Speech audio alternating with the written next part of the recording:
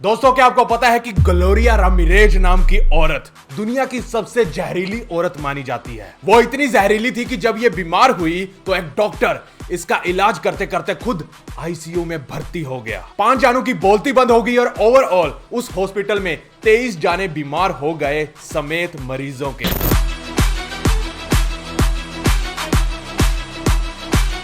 दोस्तों, क्या आपको पता है कि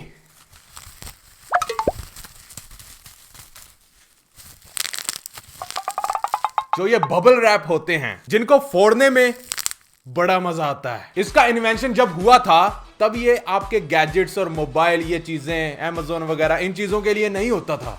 इसके इन्वेंशन के बारे में भी बात करेंगे, थोड़ा सब्र करो। दोस्तों, क्या आपको पता है कि इजिप्ट में अगर कोई एक्टर रियल लाइफ में अदालत में जाकर गवाही दे, उसे कोर्ट से ही बाहर कह दिया जाता है, भाई निकल ले पतली गली, तेरी गवाही नहीं मानेंगे। उसकी गवाही क्यों नहीं मानी जाती, उसको जानने के लिए ये एपिसोड जरूर देखना पूरा। दोस्तों, आपका इस धमाकेदार वीडियो में स्वागत है और इस एपिसोड का नाम है क्या बात है। हेलो व्हाट्सअप गाइस, मेरा नाम है Amritpal Singh and you are watching Badmash icon. तो सदरम का चुतिया ना करते हुए चल गुरु हो जा शुरू। दोस्तों, क्या आपको पता है कि जापान के अंदर दांतों को काला करने की एक परंपरा थी। लोग पता नहीं क्यों दांतों को सफेद करने के लिए नए नए प्रकार का टूथपेस्ट का इस्तेमाल करते हैं। क्या आपके मसूड़ों में तकलीफ है? हाँ। क्या आपके टूथपेस्ट में नमक है? नहीं। हाँ है, पर जापान के लोग दांतों को काला करते थे।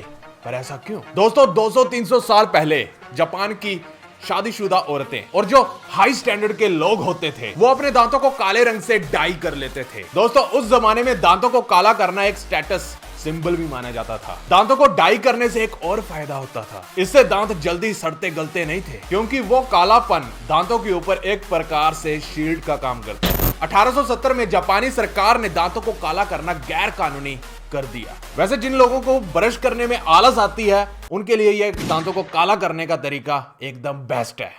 दोस्तों, जब भी हमें हिचकी आती है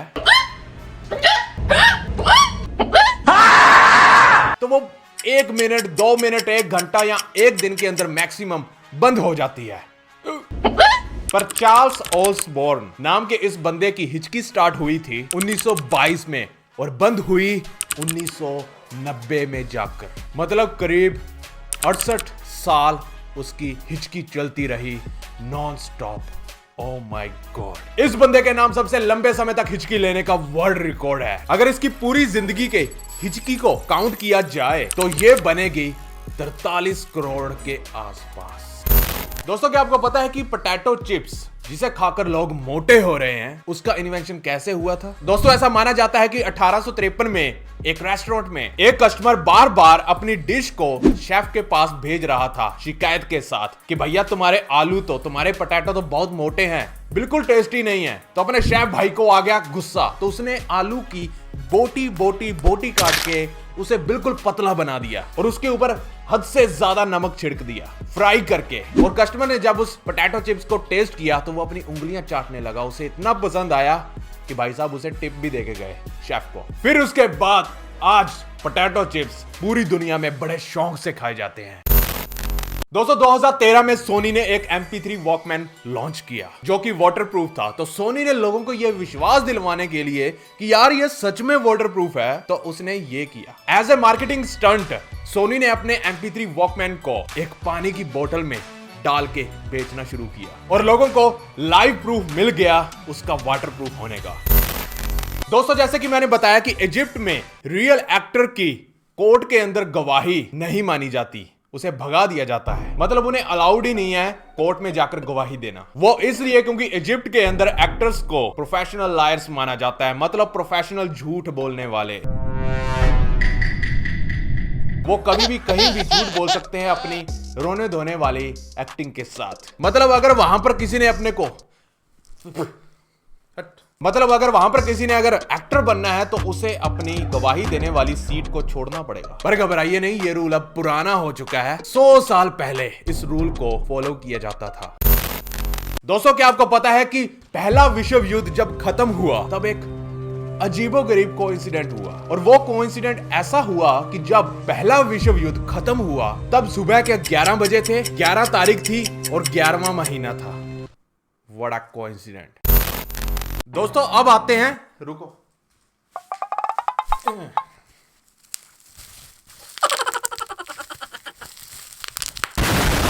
बबल रैप वाली बात पे, बबल रैप का आविष्कार,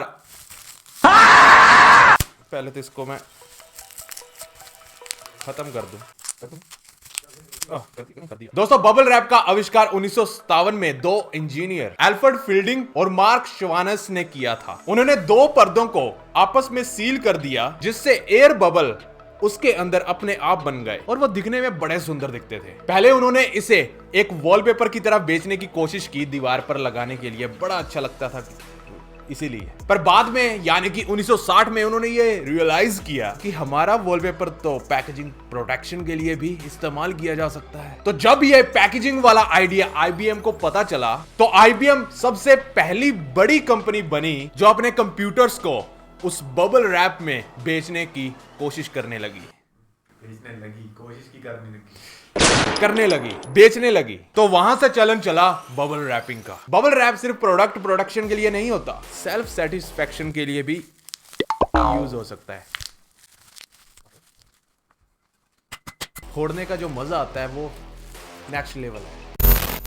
बबल रैप से मुझे याद आया कि क्या आपको पता है कि क्यूट चीज को स्क्वीज करने में मजा क्यों आता है? नहीं। मतलब जैसे कि ये डोरेमोन है, ये बड़ा प्यारा है, मन कर रहा है स्क्वीज करने का, मन कर रहा है, समझ रहे हो? वो इसलिए जब क्यूट थिंग हमारे पास होती है तो हमारे पॉजिटिव इमोशंस ज्यादा हो जाते हैं। तो उन पॉजिटिव इमोशन को बैलेंस करने के लिए हम थोड़ा एग्रेशन का इस्तेमाल करते हैं। पता नहीं क्यों मुझ में ना पॉजिटिव इमोशंस कुछ ज्यादा ही जाते हैं। पकड़ा।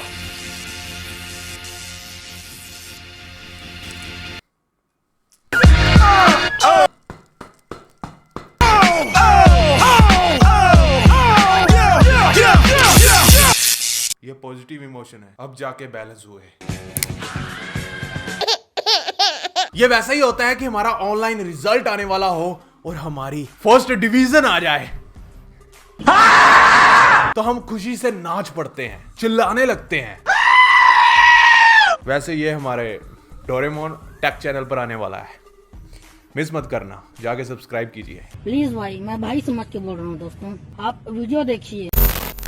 अब बात करते हैं दुनिया की सबसे जहरीली कुड़ी के बारे में, ग्लोरिया रामरेज, जो कि कैलिफोर्निया की रहने वाली थी, जिसको लोग टॉक्सिक लेडी के नाम से भी जानते हैं, यानी कि एक जहरीली औरत के नाम से। 19 फरवरी 1994 शाम के 8:15 ग्लोरिया को जनरल हॉस्पिटल के इमरजेंसी वार्ड में लाया जाता है। उसके दिल की धड़कन गंभीर हालत में थी। वो इतनी ज्यादा तेज हो रही थी कि कोई भी दवाई उसके ऊपर काम नहीं कर रही थी। फिर हॉस्पिटल के स्टाफ ने यह नोटिस किया कि उसकी बॉडी पर एक चमकीले रंग की तेल से भरी हुई एक परत चढ़ी हुई थी और उस चमकीली परत ने उसकी सारी त्वचा को घेरे हुए था और उस चमकीली परत की बदबू बिल्कुल एक लहसुन की तरह थी। और जब एक नर्स ने उसकी बाजू में से खून निकाला तो उसके खून के अंदर से अमोनिया जैसी स्मेल आ रही थी, बदबू, जिसे सूंघने के बाद नर्स बेहोश हो गई। इसी तरह हॉस्पिटल के करीब 23 जाने बीमार पड़ गए और एक डॉक्टर को तो आईसीयू में भर्ती करवाना पड़ा। ठीक 8:50 पर ग्लोरिया की किडनी फेल होने के कारण उसकी मौत हो गई। पर वो जाते जाते आधे हॉस्पिटल को हॉस्पिटलाइज कर गई, मतलब जाते जाते आधे हॉस्पिटल को भर्ती कर गई। इस घटना के बाद मीडिया वालों ने उसे टॉक्सिक लेडी का नाम दिया, एक जहरीली औरत। किसी को भी इस रहस्य का पता नहीं चला कि जो डॉक्टर और नर्सेस उस ग्लोरिया का ऑपरेशन कर रहे थे वो आखिर बेहोश क्यों होने लगे और ग्लोरिया के खून में ऐसा क्या था जो अमोनिया जैसा स्मेल कर रहा था। और मोस्ट इंपॉर्टेंटली उसके शरीर पर जो चमकीली परत थी वो क्या चीज थी, किसी को आज तक इसके बारे में नहीं पता। यह एक ऐसा रहस्य है जो रहस्य ही बन के रह गया और ग्लोरिया के बॉडी के साथ ही यह रहस्य भी दफन हो गया। अब मैं आपसे एक सवाल पूछने वाला हूं, उससे पहले आज का लाइक एम रख लेते हैं। आज का लाइक एम है 1.5 लाख लाइक्स। मुझे पता है, पता नहीं क्यों मेरे को अंदर से फीलिंग आ रही है कि आप कर दोगे तो ठोको लाइक। तो ये रहा आज का सवाल।